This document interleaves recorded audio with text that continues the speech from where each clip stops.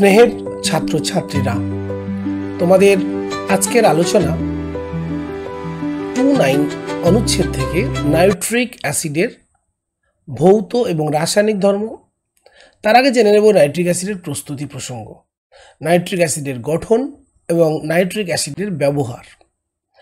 এছাড়াও nitric acid আমরা চিনব কী করে, শনাক্তকরণ, নাইট্রেট লবণগুলিকে কীভাবে বা শনাক্ত করা হয়। তো এই সব নিয়ে আজকের আলোচনা। ভিডিওটা একটু লেংদি হবে, তাহলে আজকের আলোচনা আমরা নাইট্রিক অ্যাসিড নিয়েই বেশ কিছু আলোচনা করব। তাহলে আমাদের ভিডিওটা এখন শুরু করছি। দেখো, নাইট্রোজেন যে অক্সাইডগুলো মূলত আমরা আলোচনা করেছি, যে অক্সাইডগুলো এর অস্তিত্ব আছে, তার মধ্যে দেখো সেই অক্সাইডগুলির মধ্যে কয়েকটি মাত্র জলে দ্রবীভূত হয়ে আম্লিক অক্সাইড উৎপন্ন করে। তো এই অ্যাসিড অর্থাৎ নাইট্রোজেনের যে অ্যাসিড সেটা মোট 7 ধরনের হতে পারে। এখানে আমি 6 ধরনের তোমাদের দেখিয়েছি।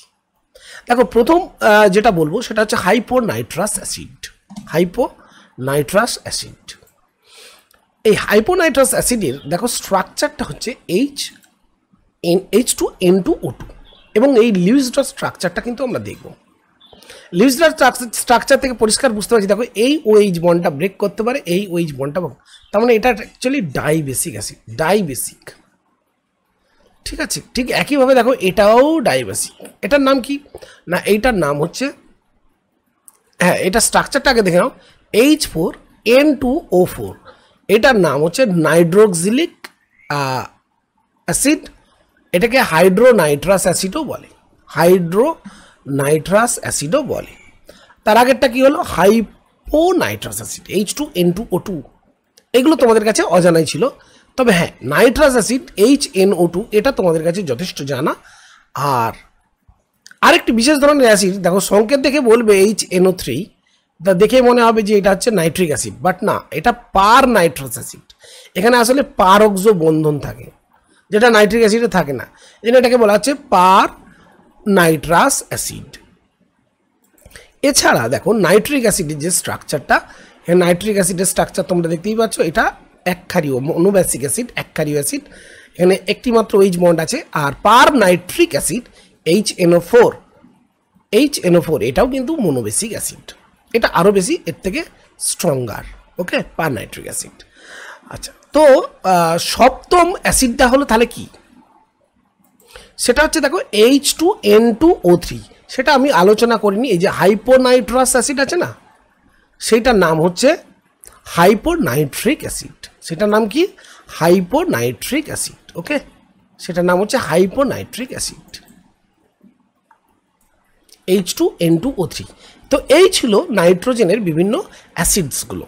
আজকে মূলত নাইট্রিক অ্যাসিডের নিয়েই আলোচনাটা সীমাবদ্ধ থাকছে।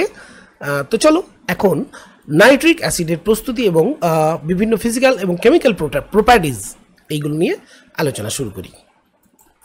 আচ্ছা, নাইট্রিক অ্যাসিড দেখো প্রস্তুতির কথা যদি বলি, আমাদের প্রথমেই মনে আসে শিল্প প্রস্তুতি, অসওয়াল্ড প্রসেস। তো পরীক্ষাগার প্রস্তুতি বলতে ক্লাস 10-এ তোমরা পড়েছো, ক্লাস 10-এ পড়ানো হয়েছে যে দেখো, যদি পটাশিয়াম নাইট্রেট বা সোডিয়াম নাইট্রেট NaNO3 তার সাথে আমরা গাঢ় H2SO4 সহ এটাকে যদি হিট করি, তাহলে প্রথমে তৈরি হচ্ছে NaHSO4 এবং তার সাথে HNO3। দেখো, নাইট্রোজেন যে অক্সাইডগুলো মূলত আমরা আলোচনা করেছি, যে অক্সাইডগুলো এর অস্তিত্ব আছে, তার মধ্যে দেখো সেই অক্সাইডগুলির মধ্যে কয়েকটি মাত্র জলে দ্রবীভূত হয়ে আম্লিক অক্সাইড উৎপন্ন করে। তো এই অ্যাসিড অর্থাৎ নাইট্রোজেনের যে অ্যাসিড সেটা মোট 7 ধরনের হতে পারে। এখানে আমি 6 ধরনের তোমাদের দেখিয়েছি। দেখো, প্রথম যেটা বলবো সেটা হচ্ছে হাইপোনাইট্রাস অ্যাসিড। হাইপোনাইট্রাস অ্যাসিড, এই হাইপোনাইট্রাস অ্যাসিডের দেখো স্ট্রাকচারটা হচ্ছে H2N2O2 এবং এই লিউইস ডট স্ট্রাকচারটা কিন্তু আমরা দেখব। লিউজডার স্ট্রাকচার থেকে পরিষ্কার বুঝতে পারছি, দেখো এই ওএইচ বন্ডটা ব্রেক করতে পারে, এই ওএইচ বন্ডটা, তার মানে এটা অ্যাকচুয়ালি ডাইবেসিক অ্যাসিড, ডাইবেসিক। ঠিক আছে, ঠিক একইভাবে দেখো এটাও ডাইবেসিক। এটার নাম কি না, এইটার নাম হচ্ছে, হ্যাঁ এটা স্ট্রাকচারটা আগে দেখে নাও, H4N2O4, এটার নাম হচ্ছে নাইট্রোক্সিলিক অ্যাসিড। এটাকে হাইড্রোনাইট্রাস অ্যাসিডও বলে, হাইড্রোনাইট্রাস অ্যাসিডও বলে। তার আগেরটা কি হলো, হাইপোনাইট্রাস অ্যাসিড, H2N2O2। এগুলো তোমাদের কাছে অজানাই ছিল, তবে হ্যাঁ নাইট্রাস অ্যাসিড HNO2 এটা তোমাদের কাছে যথেষ্ট জানা। আর আরেকটি বিশেষ ধরনের অ্যাসিড, দেখো সংকেত দেখে বলবে HNO3, তা দেখে মনে হবে যে এটা হচ্ছে নাইট্রিক অ্যাসিড, বাট না, এটা পার নাইট্রাস অ্যাসিড। এখানে আসলে পারক্সো বন্ধন থাকে, যেটা নাইট্রিক অ্যাসিডে থাকে না, এই জন্য এটাকে বলা হচ্ছে পার নাইট্রাস অ্যাসিড। এছাড়া দেখো নাইট্রিক অ্যাসিডের যে স্ট্রাকচারটা, নাইট্রিক অ্যাসিডের স্ট্রাকচার তোমরা দেখতেই পাচ্ছ, এটা একক্ষারীয় মনোবেসিক অ্যাসিড, একক্ষারীয় অ্যাসিড, এখানে একটি মাত্র এইচ বন্ড আছে। আর পার নাইট্রিক অ্যাসিড HNO4 এটাও কিন্তু মনোবেসিক অ্যাসিড, এটা আরও বেশি এর থেকে স্ট্রঙ্গার। ওকে, পার নাইট্রিক অ্যাসিড। আচ্ছা, তো সপ্তম অ্যাসিডটা হলো তাহলে কি, সেটা হচ্ছে দেখো H2N2O3, সেটা আমি আলোচনা করিনি। এই যে হাইপোনাইট্রাস অ্যাসিড আছে না, সেইটার নাম হচ্ছে হাইপোনাইট্রিক অ্যাসিড। সেটার নাম কি, হাইপোনাইট্রিক অ্যাসিড। ওকে, সেটার নাম হচ্ছে হাইপোনাইট্রিক অ্যাসিড, H2N2O3। তো এই ছিল নাইট্রোজেনের বিভিন্ন অ্যাসিডসগুলো। আজকে মূলত নাইট্রিক অ্যাসিডের নিয়েই আলোচনাটা সীমাবদ্ধ থাকছে। তো চলো এখন নাইট্রিক অ্যাসিডের প্রস্তুতি এবং বিভিন্ন ফিজিক্যাল এবং কেমিক্যাল প্রপার্টিজ এইগুলো নিয়ে আলোচনা শুরু করি। আচ্ছা, নাইট্রিক অ্যাসিড দেখো প্রস্তুতির কথা যদি বলি, আমাদের প্রথমেই মনে আসে শিল্প প্রস্তুতি, অসওয়াল্ড প্রসেস। তো পরীক্ষাগার প্রস্তুতি বলতে ক্লাস 10-এ তোমরা পড়েছো, ক্লাস 10-এ পড়ানো হয়েছে যে দেখো যদি পটাশিয়াম নাইট্রেট বা সোডিয়াম নাইট্রেট NaNO3 তার সাথে আমরা গাঢ় H2SO4 সহ এটাকে যদি হিট করি, তাহলে প্রথমে তৈরি হচ্ছে NaHSO4 এবং তার সাথে HNO3। দেখো নাইট্রোজেন যে অক্সাইডগুলো মূলত আমরা আলোচনা করেছি, যে অক্সাইডগুলো এর অস্তিত্ব আছে, তার মধ্যে দেখো সেই অক্সাইডগুলির মধ্যে কয়েকটি মাত্র জলে দ্রবীভূত হয়ে আম্লিক অক্সাইড উৎপন্ন করে। তো এই অ্যাসিড অর্থাৎ নাইট্রোজেনের যে অ্যাসিড, সেটা মোট 7 ধরনের হতে পারে। এখানে আমি 6 ধরনের তোমাদের দেখিয়েছি। দেখো প্রথম যেটা বলবো সেটা হচ্ছে হাইপোনাইট্রাস অ্যাসিড। হাইপোনাইট্রাস অ্যাসিড, এই হাইপোনাইট্রাস অ্যাসিডের দেখো স্ট্রাকচারটা হচ্ছে H2N2O2 এবং এই লিউজডার স্ট্রাকচারটা কিন্তু আমরা দেখব।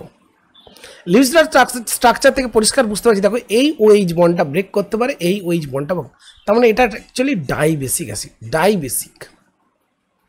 ঠিক আছে, ঠিক একইভাবে দেখো এটাও ডাইবেসিক। এটার নাম কি না, এইটার নাম হচ্ছে, হ্যাঁ এটা স্ট্রাকচারটা আগে দেখে নাও, H4N2O4, এটার নাম হচ্ছে নাইট্রোক্সিলিক অ্যাসিড। এটাকে হাইড্রোনাইট্রাস অ্যাসিডও বলে, হাইড্রোনাইট্রাস অ্যাসিডও বলে। তার আগেরটা কি হলো, হাইপোনাইট্রাস অ্যাসিড, H2N2O2। এগুলো তোমাদের কাছে অজানাই ছিল, তবে হ্যাঁ নাইট্রাস অ্যাসিড HNO2 এটা তোমাদের কাছে যথেষ্ট জানা। আর আরেকটি বিশেষ ধরনের অ্যাসিড, দেখো সংকেত দেখে বলবে HNO3, তা দেখে মনে হবে যে এটা হচ্ছে নাইট্রিক অ্যাসিড, বাট না, এটা পার নাইট্রাস অ্যাসিড। এখানে আসলে পারক্সো বন্ধন থাকে, যেটা নাইট্রিক অ্যাসিডে থাকে না, এই জন্য এটাকে বলা হচ্ছে পার নাইট্রাস অ্যাসিড। এছাড়া দেখো নাইট্রিক অ্যাসিডের যে স্ট্রাকচারটা, নাইট্রিক অ্যাসিডের স্ট্রাকচার তোমরা দেখতেই পাচ্ছ, এটা একক্ষারীয় মনোবেসিক অ্যাসিড, একক্ষারীয় অ্যাসিড, এখানে একটি মাত্র এইচ বন্ড আছে। আর পার নাইট্রিক অ্যাসিড HNO4 এটাও কিন্তু মনোবেসিক অ্যাসিড, এটা আরও বেশি এর থেকে স্ট্রঙ্গার। ওকে, পার নাইট্রিক অ্যাসিড। আচ্ছা, তো সপ্তম অ্যাসিডটা হলো তাহলে কি, সেটা হচ্ছে দেখো H2N2O3, সেটা আমি আলোচনা করিনি। এই যে হাইপোনাইট্রাস অ্যাসিড আছে না, সেইটার নাম হচ্ছে হাইপোনাইট্রিক অ্যাসিড। সেটার নাম কি? হাইপোনাইট্রিক অ্যাসিড। ওকে, সেটার নাম হচ্ছে হাইপোনাইট্রিক অ্যাসিড, H2N2O3। তো এই ছিল নাইট্রোজেনের বিভিন্ন অ্যাসিডসগুলো। আজকে মূলত নাইট্রিক অ্যাসিডের নিয়েই আলোচনাটা সীমাবদ্ধ থাকছে। তো চলো এখন নাইট্রিক অ্যাসিডের প্রস্তুতি এবং বিভিন্ন ফিজিক্যাল এবং কেমিক্যাল প্রপার্টিজ এইগুলো নিয়ে আলোচনা শুরু করি। আচ্ছা, নাইট্রিক অ্যাসিড দেখো, প্রস্তুতির কথা যদি বলি আমাদের প্রথমেই মনে আসে শিল্প প্রস্তুতি, ওয়ার্ল্ড প্রসেস। তো পরীক্ষাগার প্রস্তুতি বলতে ক্লাস 10-এ তোমরা পড়েছো, ক্লাস 10-এ পড়ানো হয়েছে যে দেখো যদি পটাশিয়াম নাইট্রেট বা সোডিয়াম নাইট্রেট NaNO3 তার সাথে আমরা গাঢ় H2SO4 সহ এটাকে যদি হিট করি তাহলে প্রথমে তৈরি হচ্ছে NaHSO4 এবং তার সাথে HNO3। দেখো, তো এখানে একটা প্রশ্ন এখানে আসতেই পারে যে স্যার গাঢ় H2SO4 এর পরিবর্তে যদি NaNO3-র সাথে HCl এর বিক্রিয়া করানো হয় তাহলে কি ঘটবে? দেখো, সেক্ষেত্রে অবশ্যই প্রথম যে স্টেপ সেটা হচ্ছে NaCl প্লাস HNO3 উৎপন্ন হবে, কিন্তু এই HCl উৎপন্ন হওয়ার সময় বাষ্প হিসেবে এই নাইট্রিক অ্যাসিডের সঙ্গে কিছুটা মিশে যাবে, অর্থাৎ HNO3-র সঙ্গে একটা অবিশুদ্ধি আসার সম্ভাবনা তৈরি হলো। আবার এই নাইট্রিক অ্যাসিড যেই তৈরি হলো সে HCl এর সঙ্গে বিক্রিয়া করে তৈরি করে nitrosyl chloride plus chlorine plus H2O, অর্থাৎ যদিও বা তৈরি হলো নাইট্রিক অ্যাসিড তার বেশ কিছুটা আবার নষ্ট হয়ে যাবে, অর্থাৎ তুমি বিশুদ্ধভাবে নাইট্রিক অ্যাসিড এই প্রক্রিয়ায় সংগ্রহ করতে পারবে না। তাই HCl-কে আমরা কখনোই ব্যবহার করব না HNO3-র প্রিপারেশনের জন্য। ওকে, নেক্সট।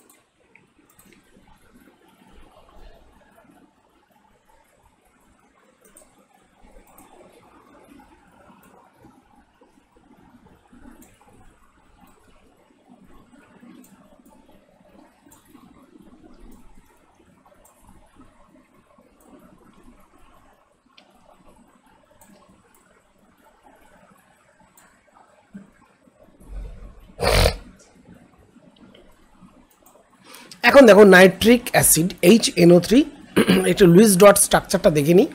দেখো, নাইট্রোজেনের ব্যালেন্স ইলেকট্রন আমরা জানি 5টা। তো এই 5টা ইলেকট্রন এর সারাউন্ডিংয়ে যদি দেওয়া হয় তাহলে দেখো প্রথমে নাইট্রোজেনের সঙ্গে অক্সিজেনের এটা অষ্টক পূর্তি করলো, অর্থাৎ 8 ইলেকট্রনস ফিল আপ হলো। ওকে, এখানে 8 ইলেকট্রনস ফিল আপ হলো, ডবল বন্ড তৈরি করলো। নাইট্রোজেনের ক্ষেত্রে তৈরি হয়ে এখানে একটা সিঙ্গেল বন্ড, এখানে যদি দুটো ইলেকট্রন এখানে যদি ডোনেট করে তাহলে এর অষ্টক পূর্তি হলো। তাহলে এখানে ইউজ করলো দুটো, এখানে দুটো 4টে, তাহলে রয়ে যাচ্ছে একটা, এখানে বন্ডিং হলো। তখন এই দুটো ইলেকট্রন অ্যাকচুয়ালি একে শেয়ার করেছে। এই যে শেয়ার করেছে, তাহলে 5টি ইলেকট্রন হলো। এইভাবে নাইট্রোজেন তার অক্টেট ফিলিং করলো এবং HNO3 স্ট্রাকচার তৈরি করলো। এবং এই HNO3 স্ট্রাকচার দেখে আমরা পরিষ্কার বুঝতে পারছি যে দেখো এখানে যদি আমরা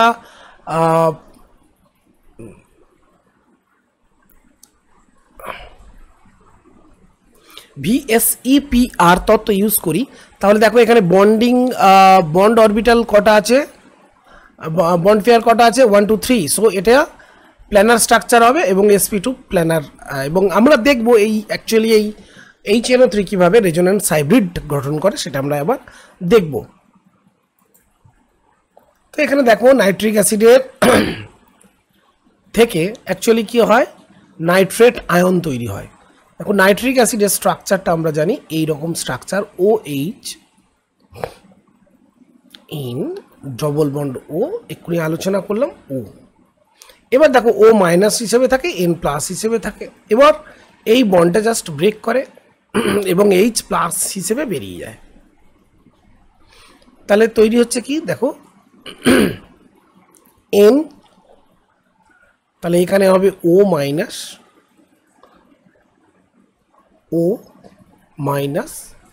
N plus double bond O, এই হচ্ছে স্ট্রাকচার।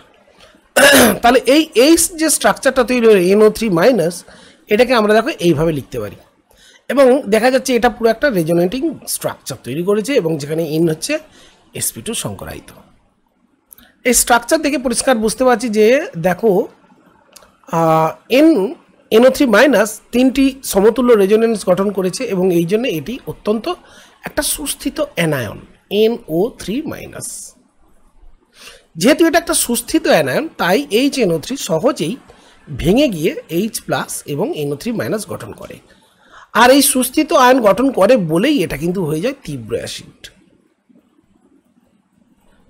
তাহলে আমরা আলোচনা করলাম নাইট্রিক অ্যাসিড কেন তীব্র একটি অ্যাসিড, আর এই বন্ডটা সেই কারণে, এই সুস্থিতির কারণেই এই বন্ডটা দ্রুত ভেঙে যায়। অর্থাৎ এটা একটা মোনোবেসিক অ্যাসিড,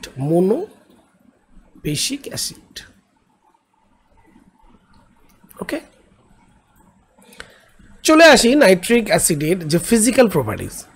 এটা যখন ল্যাবে ঢুকবে না তোমরা, এই নাইট্রিক অ্যাসিডের জাস্ট বোতলটা ওপেন করলেই প্রচণ্ড একটা ঝাঁঝালো গন্ধ পাবে। আর এটা কিন্তু এর হিমাঙ্ক কিন্তু যথেষ্ট বেশি, 231.4 কেলভিন, আর স্ফুটনাঙ্ক 355.6, মানে সাধারণ উষ্ণতার থেকে অনেক বেশি। সাধারণ উষ্ণতা মনে করো কত, আমি 25 ডিগ্রি সেন্টিগ্রেড যদি অ্যাভারেজ ধরি তাহলে সেটা হচ্ছে 298 কেলভিন, তাহলে তার চেয়ে অনেক বেশি। তাহলে সাধারণ উষ্ণতাই আমার নাইট্রিক অ্যাসিডটা কী হিসেবে থাকবে, তরল অবস্থায়, তাহলে এটা লিকুইড কন্ডিশনে থাকবে। ওকে, এর বয়লিং পয়েন্ট তাই বলছি। আর এটা চামড়ার সংস্পর্শে এলে প্রচণ্ড একটা বেদনার সৃষ্টি করে, চামড়া হলুদ হয়ে যাবে। তো এটাকে অবশ্যই বলবো যে এটা অ্যাজিওট্রপ মিক্সার তৈরি করতে পারে জলের সাথে, এবং সেটা 68% একটা অ্যাজিওট্রপ তৈরি করতে পারে। তোমরা অ্যাজিওট্রপ মানে নিশ্চয়ই জানো, স্থির স্ফুটনাঙ্কের মিশ্রণ, এটা পড়ানো হয়েছে। স্থির স্ফুটনাঙ্ক বিশিষ্ট মিশ্রণ কী করে তৈরি করা যায়, তো এটা তৈরি করতে পারে। চলে এসো, তো গেল সিম্পল কিছু ফিজিক্যাল প্রপার্টিজ। এবার আমরা কিছু কেমিক্যাল প্রপার্টিজ নিয়ে আলোচনা করি। কেমিক্যাল প্রপার্টিজ দেখো, নাইট্রিক অ্যাসিডের কেমিক্যাল প্রপার্টিজ বললে প্রথমেই যেটা বলবো, নাইট্রিক অ্যাসিড সামান্য যদি হিট পায় আর কি, অর্থাৎ নাইট্রিক অ্যাসিডটা যদি তুমি সামান্য হিট করো, এ ভেঙে গিয়ে কি তৈরি করে, H2O plus NO2 plus O। তার মানে এই যে জাইমার বা ন্যাসেন্ট ও তৈরি হচ্ছে, এ কী করে না, কোনো মেটাল যদি পায় বা কোনো নন মেটাল যদি পায় তাহলে তার সাথে বিক্রিয়া করে তার অক্সাইড তৈরি করবে। তাহলে অবভিয়াসলি সালফারের সঙ্গে যুক্ত হলে এটা তৈরি করবে সালফার ডাইঅক্সাইড। ওকে, তো এটা গেল তাপীয় বিয়োজনের গল্পটা। অর্থাৎ নাইট্রিক অ্যাসিডকে জাস্ট হিট করলেই তৈরি হচ্ছে এর নাইট্রোজেনের ডাইঅক্সাইড, এবং যদি কোনো নন মেটাল থাকে তাহলে তার অক্সাইডে কনভার্ট করে দিচ্ছে। ঠিক আছে, তো নাইট্রিক অ্যাসিডের অ্যাসিড ধর্ম যদি প্রসঙ্গটা বলতে হয় তাহলে স্ট্রাকচারটা এঁকে ভালো।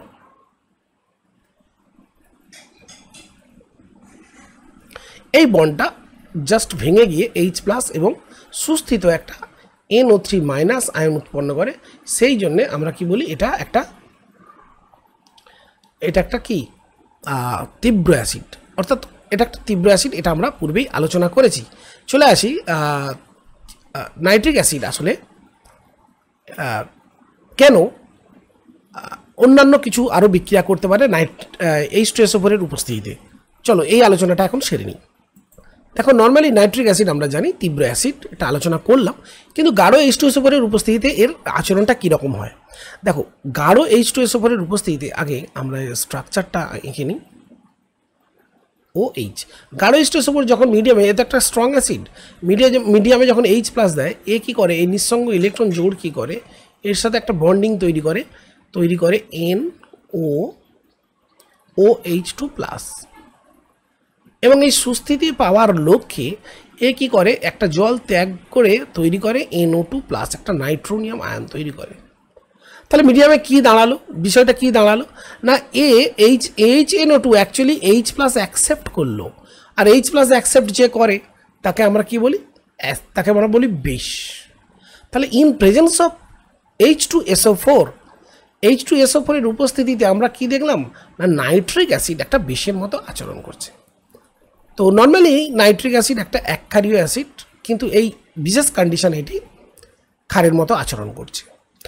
তারপর চলে আসি আমরা এর পরবর্তী আলোচনা নাইট্রিক অ্যাসিডের আসলে জারণ ধর্ম। তো অলরেডি বললাম নাইট্রিক অ্যাসিড কী হয় না, একটু হিট পেলেই অক্সিজেন উৎপন্ন করে, আর এই অক্সিজেন কি করে, জারিত করে, কার্বন সালফার হোয়াটএভার জারিত করে। তাহলে এটা হলো নাইট্রিক অ্যাসিডের জারণ ধর্মের প্রমাণ। আয়োডিন, ফসফরাস, আর্সেনিক, অ্যান্টিমনি এদের সাথে সবার সাথে বিক্রিয়া করতে পারে, অর্থাৎ অক্সিডেশন অফ নন মেটালস সম্ভব কার দ্বারা না, in presence of nitric acid. ঠিক আছে, এবার প্রশ্ন হলো যে নাইট্রিক অ্যাসিড কি শুধু নন মেটালসকেই অক্সিডাইজ করে? নো, এর কিন্তু অক্সিডেশন করার প্রবণতা যথেষ্ট বেশি, এবং কিছু কম্পাউন্ডসকেও অক্সিডেশন অফ কম্পাউন্ডস, কিছু যৌগকেও কিন্তু এ অক্সিডাইজ করে।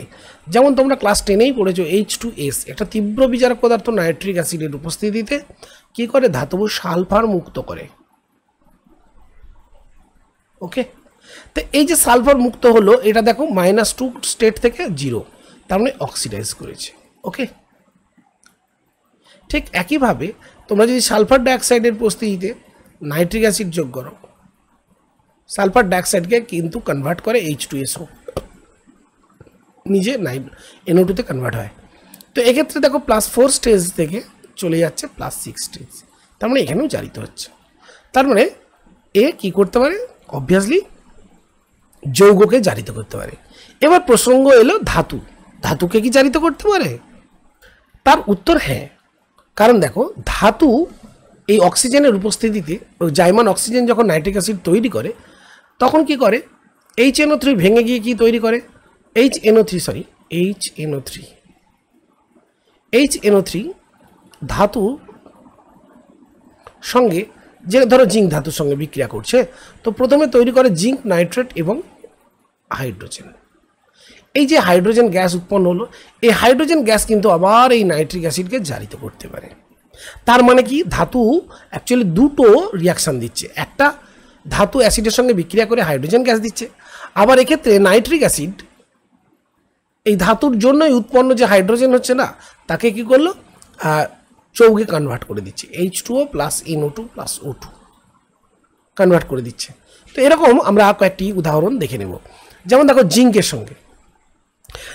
সঙ্গে যখন গাঢ় এবং উষ্ণ কন্ডিশনে দিচ্ছ, জিঙ্কে আমরা যখন উষ্ণ এবং গাঢ় কনসেন্ট্রেটেড HNO3 সঙ্গে যখন বিক্রিয়া করছি, তখন নর্মালি কী হবে না স্যার, জিঙ্ক নাইট্রেট হবে আর হাইড্রোজেন হবে, কিন্তু সেই হাইড্রোজেন আবার কনসেন্ট্রেটেড নাইট্রিক অ্যাসিডকে কি দ্বারা কী হবে, জারিত হবে। জারিত হলে তৈরি হচ্ছে NO2 + H2। তাহলে এটা কি, দুটো বিক্রিয়াই ঘটছে, এক তো ধাতু অ্যাসিডের সঙ্গে বিক্রিয়া হাইড্রোজেন, আবার তার সাথে জারণ বিক্রিয়াও ঘটে গেল।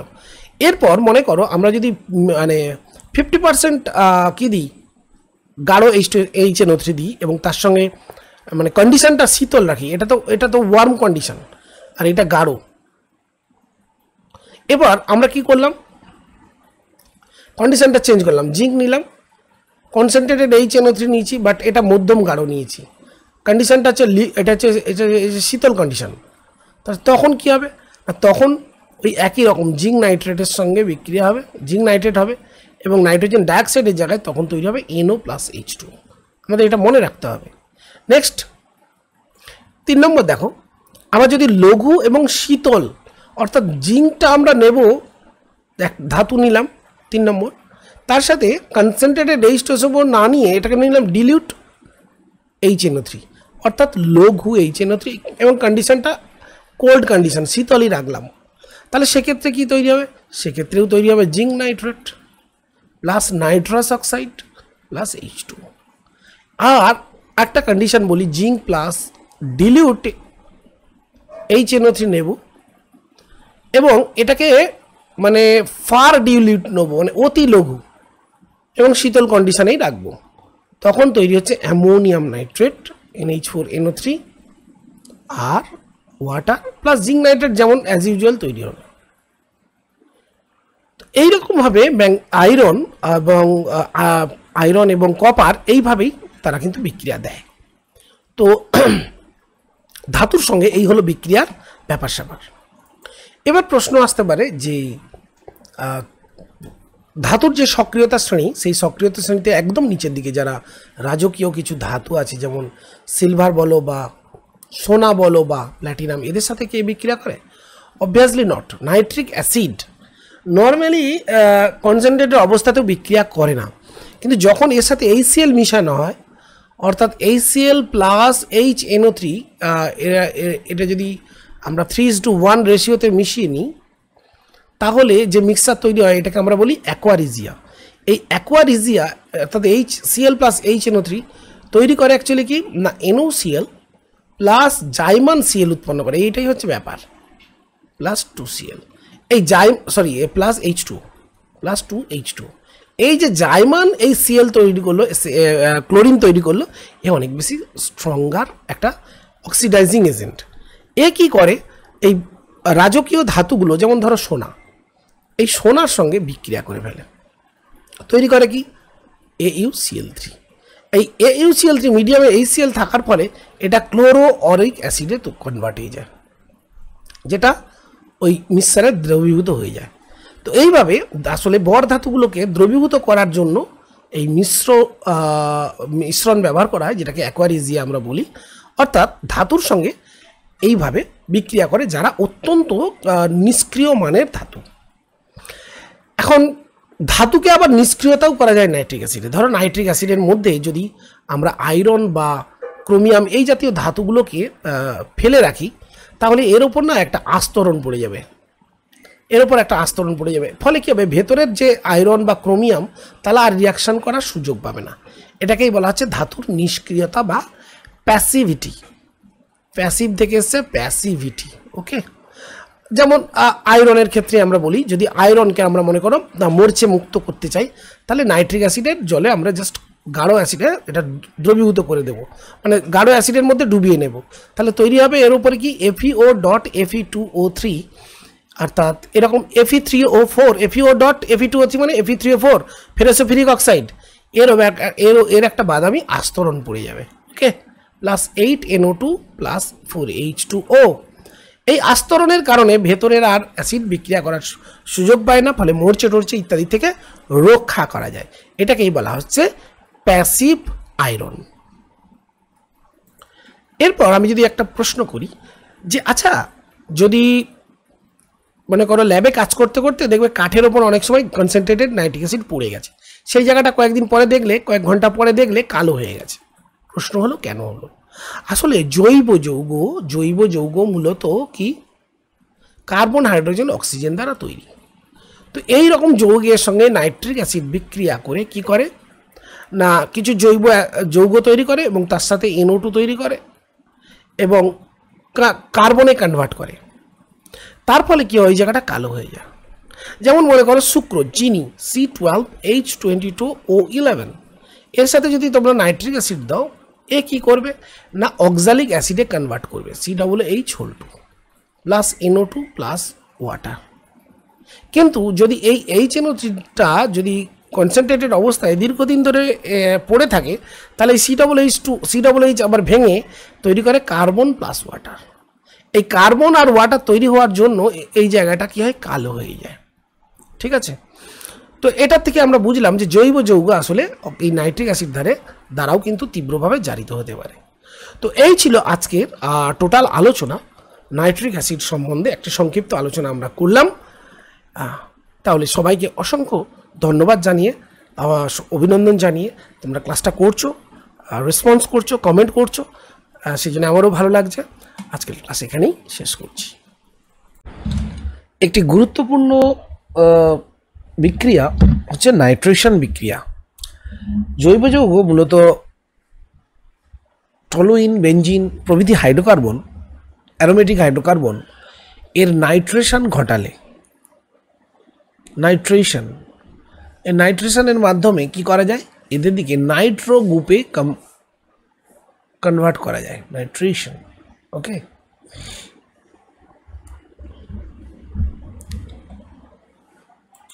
তো দেখো প্রসিডিওরটা আর কিছুই নয়, কনসেন্ট্রেটেড গাঢ় H2SO4 এবং কনসেন্ট্রেটেড নাইট্রিক অ্যাসিড এর মিশ্রণ ব্যবহার করে বেঞ্জিন অথবা বেঞ্জিন সংজাত যৌগকে আমরা কি করি, এই মিক্সড অ্যাসিড ইউজ করে, এইটাকে আমরা বলি mixed acid in presence of concentrated H2SO4 and HNO3।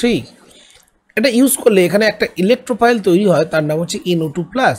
আসলে NO2+ কি করে, এই বেঞ্জিনে ইন্ট্রোডিউস করে, একটা হাইড্রোজেনকে রিপ্লেস করে, এবং এটা একটা ইলেকট্রোফিলিক প্রতিস্থাপন বিক্রিয়া।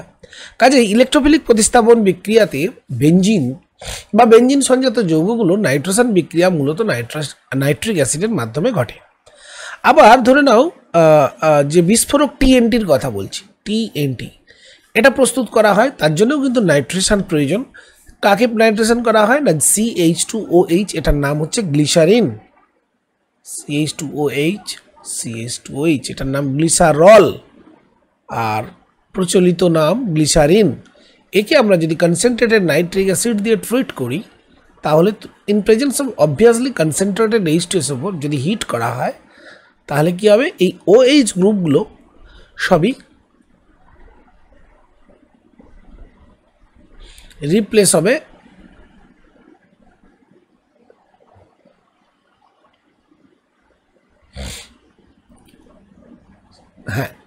CH2ONO2। দেখো এখানে অ্যাকচুয়ালি H গ্রুপগুলো রিপ্লেসড হচ্ছে এবং NO2 গ্রুপ আসছে। ওকে, তো এইভাবে ট্রাইনাইট্রোগ্লিসারিন বা TNT প্রস্তুত করা যায়। তো এই হলো নাইট্রিক অ্যাসিডের বিভিন্ন ব্যবহার। চলে আসি নাইট্রিক অ্যাসিড কি করে আমরা শনাক্ত করব। দেখো দশম শ্রেণীতে আমরা অলরেডি পড়েছি যে নাইট্রো গ্রুপ, নাইট্রিক অ্যাসিডের মধ্যে নাইট্রেট গ্রুপ, এটাকে শনাক্ত করার জন্য বলয় পরীক্ষার একটা সাহায্য নিতে পারি আমরা। বলয় পরীক্ষাটা কি, দেখো সদ্য প্রস্তুত ফেরাস সালফেট দ্রবণ নেব, আবার বলছি সদ্য প্রস্তুত ফেরাস সালফেট দ্রবণ নেব, তাতে 2-1 ফোঁটা ঘন সালফিউরিক অ্যাসিড দিয়ে এবার গা বেয়ে যদি আমরা নাইট্রিক অ্যাসিডটা ঢালি আর কি, ওই পরীক্ষা নলটাকে একটু কাত করে পরীক্ষা নলের গা বেয়ে একটু নাইট্রিক অ্যাসিড যদি আমরা অ্যাড করি, অর্থাৎ প্রথমে আমরা নিচ্ছি যে নাইট্রেট লবণ বা যে NO3 স্যাম্পেল আমরা যে গ্রুপে NO3 স্যাম্পেল আমরা টেস্ট করব, সেই যৌগ সমৃদ্ধ লবণের দ্রবণ অথবা নাইট্রিক অ্যাসিড নিতে পারো। তাতে আমরা নাইট্রিক অ্যাসিড যখন টেস্ট করবো নাইট্রিক অ্যাসিড নেব, আর যদি নাইট্রেট মূলকে শনাক্তকরণ করি কোনো লবণের জন্য, তাহলে নাইট্রেট লবণের দ্রবণ নেব, তাতে সদ্য প্রস্তুত ফেরাস সালফেট ঢালব, এবং পরীক্ষা নলের গা বেয়ে যদি কনসেন্ট্রেটেড H2SO4 ঢালা হয়, দেখো যদি নাইট্রেট লবণ আমরা শনাক্ত করি, ধরো সোডিয়াম নাইট্রেট, তাহলে সেক্ষেত্রে প্রথমে এই কনসেন্ট্রেটেড H2SO4 বিক্রিয়া করে তৈরি করবে কি, NaHSO4। আমরা জানি যে এটা ডাইবেসিক অ্যাসিড, ফার্স্ট স্টেপে এটা তৈরি করে, তার সঙ্গে নাইট্রিক অ্যাসিডও তৈরি করে HNO3। তাহলে দ্রবণে চলে এলো HNO3, মানে NO3- এবং H+। এবার ফেরাস সালফেট যখন দেওয়া আছে, ফেরাস সালফেটের কনসেপ্ট হচ্ছে কি, এর নিজে জারিত হয় in presence of concentrated H2SO4। যখনই মিডিয়ামে HNO3 চলে এলো, এ কী করবে, বিক্রিয়া করে তৈরি করবে ferric sulphate Fe2SO4 plus nitric oxide plus water. এবার এই যে নাইট্রিক অক্সাইড উৎপন্ন হচ্ছে, এর একটা কোঅর্ডিনেট করার ক্ষমতা আছে। এ আয়রন 2+ এই যৌগের সঙ্গে কোঅর্ডিনেশন করবে। তার আগে জলের যেহেতু এরকম নিঃসঙ্গ ইলেকট্রন জোড় আছে জলের ও পরমাণুর উপর, এও কোঅর্ডিনেট বন্ড করে Fe2O6SO4। তারপরে জলকে সরিয়ে দিয়ে NO গ্রুপ এর মধ্যে ইন্ট্রোডিউস করে, অর্থাৎ Fe2O6NO এটা একটা জটিল আয়ন তৈরি হয়। এইটাই হচ্ছে বাদামি বলা, মানে এখান থেকে এটা যে তৈরি হচ্ছে এটা NO কী করছে, -H2 মানে H2কে রিপ্লেস করছে এবং একটা রিং তৈরি করে। ওই টেস্ট টিউবের মাঝখানে একটা এরকম একটা এরকম, এইটা যদি টেস্ট টিউব হয়, টেস্ট টিউবের এরকম ঠিক এরকম জায়গাতে একটা এরকম রিং তৈরি হয়। যেহেতু একটা রিং তৈরি হয়, যেন এটাকে রিং টেস্ট বলা হচ্ছে। এছাড়াও আমরা নাইট্রিক অ্যাসিডকে চিনতে পারি অন্য উপায়ে। উপায়টা কি? কিছুই নয়, কপার কুচি নাও আর কনসেন্ট্রেটেড H2SO4 দিয়ে হিট করলেই বাস, কনসেন্ট্রেটেড H2SO4 ঢালার সঙ্গে সঙ্গেই তোমরা দেখতে পাবে বাদামি গ্যাস বেরোচ্ছে, NO2 গ্যাস। তো এটাও একটা টেস্ট হতে পারে। এরপর চলে আসি নাইট্রিক অ্যাসিডের ব্যবহার প্রসঙ্গ। দেখো নাইট্রিক অ্যাসিড কী কী কাজে ব্যবহার করা হয়। প্রথমেই আমরা বলবো নাইট্রিক অ্যাসিডের ব্যবহার।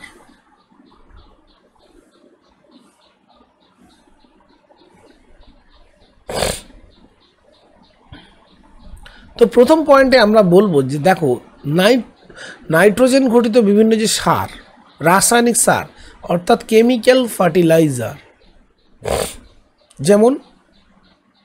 যেমন ধরো অ্যামোনিয়াম সালফেট, অ্যামোনিয়াম ফসফেট, এরকম যৌগ প্রস্তুত করতে কিন্তু এই নাইট্রিক অ্যাসিড অপরিহার্য।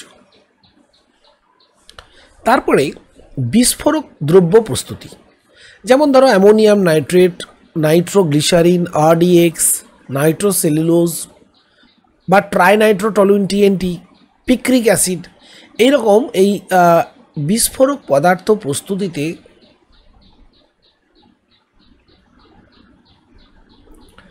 নাইট্রিক অ্যাসিড ব্যবহার করা হয়। 3 নম্বর আমরা মনে রাখবো যে নাইট্রেশন বিক্রিয়ার মাধ্যমে বিভিন্ন পলিমার যৌগ প্রস্তুত করা হয়, পলিমার কম্পাউন্ড, যেগুলো অত্যন্ত আমাদের দৈনন্দিন জীবনে ব্যবহার করা হয়। যেমন নাইলন, এইটাতে বা অ্যাডিপিক অ্যাসিড, এইসব কম্পাউন্ডকে প্রস্তুত করতে আমাদের নাইট্রিক অ্যাসিডের ব্যবহার আছে। তারপর চলে আসি 4 নম্বর পয়েন্টে, স্টেনলেস স্টিল পিকলিং তথা পরিষ্কারের কাজে, আবার রকেটের জ্বালানিতে অক্সিডাইজিং এজেন্ট রূপে এই নাইট্রিক অ্যাসিড কিন্তু ব্যবহার করা হয়।